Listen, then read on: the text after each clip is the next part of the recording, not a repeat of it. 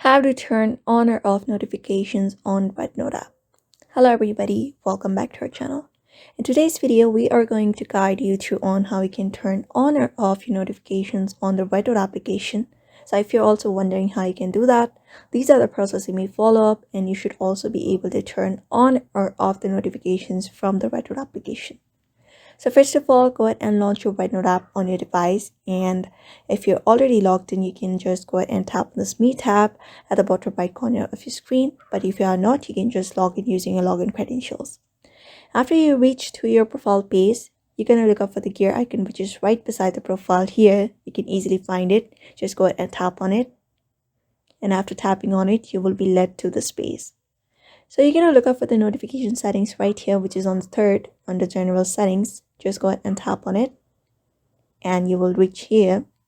So here are different kind of notifications available here with the toggle option. And in order to turn it on or off, if you want to turn it on, you can just turn it on and this red will appear, which means it is turned on. But if you want to turn it off, you can just go ahead and turn off each of this. Otherwise, the next thing is, if you don't want the in-app notifications at all, like if you don't want any kind of notifications, you can go ahead and just you can look up for this in-app notifications, which is at the last section. You can go ahead and tap on it and you can find this live reminders and messages section.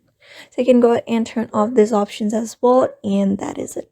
So that is how you basically turn on and off notifications on the Rednote application, which is super easy process. So follow the same process in order to turn on or off your notifications on your Rednote application as well. So therefore, I hope this video was helpful to you, and thank you for watching this video.